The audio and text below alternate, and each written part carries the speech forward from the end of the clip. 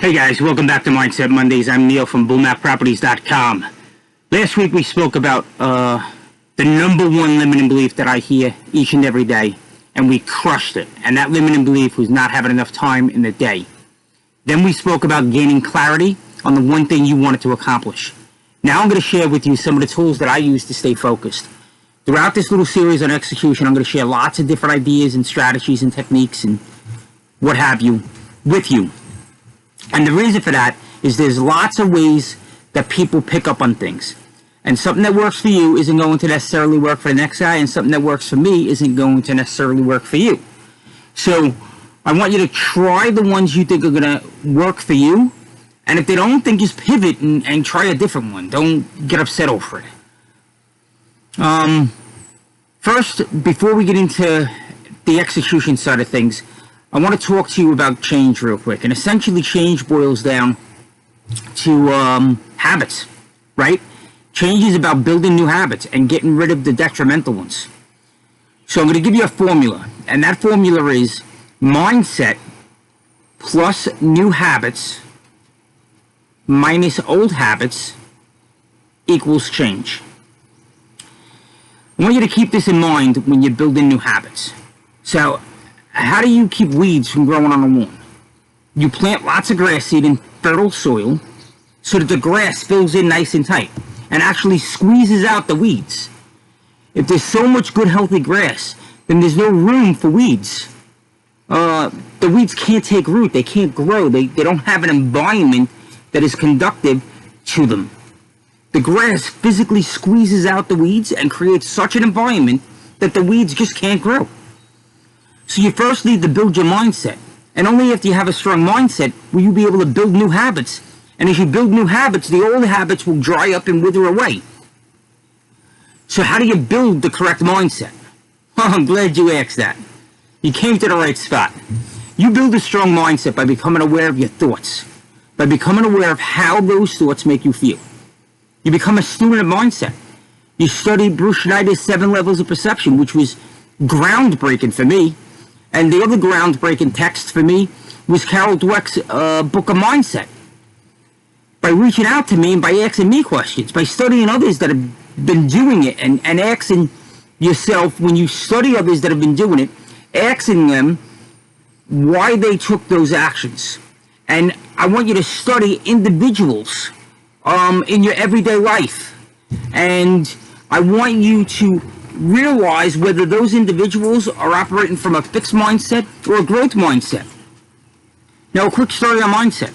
A farmer once went out to his field and he planted corn. And he became very excited to see it sprout. And he watched the tiny little green leaves pop through the soil.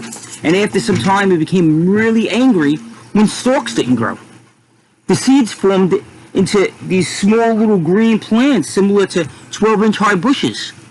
You see, the farmer actually planted soybeans, but was expecting corn.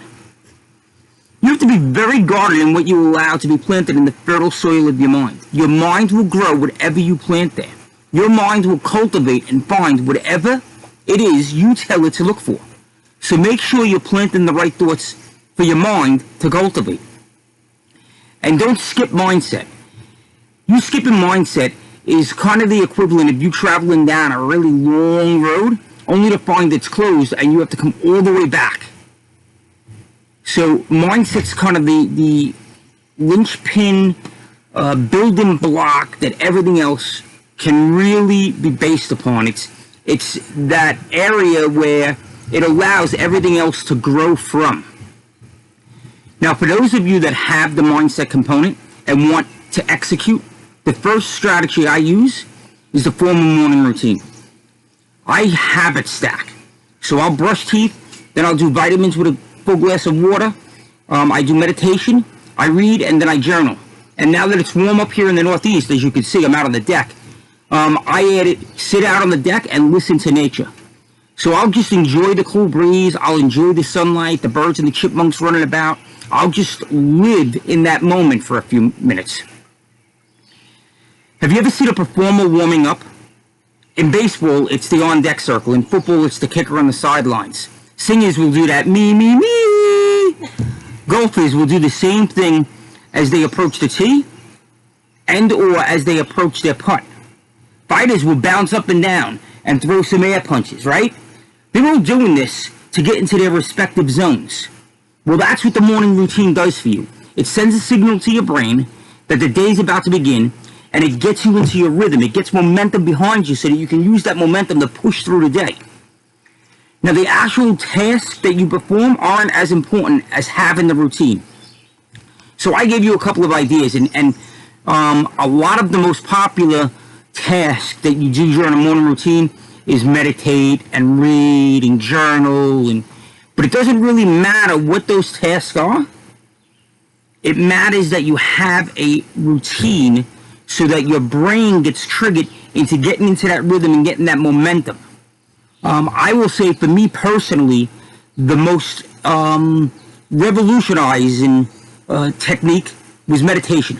Meditation works wonders for me because it trains my mind that I am the one that actually creates my environment. I'm the one that tells my mind what to do. I don't let life come rushing in.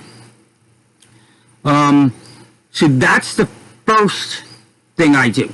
And I want to point something out, like the alarm going off, you hitting snooze until the last possible second, and then you rush it into the shower, and then you're juggling your bag and your coffee and your car keys as you rush out to go to work. That's not a routine. A routine is meant to get momentum behind you and to allow you to start the day off in kind of like that calm fashion where you have control and you set what your day is going to look like. Until next week, I want you to keep pushing forward. I want you to keep knocking down walls. And above all else, I want you to be unstoppable.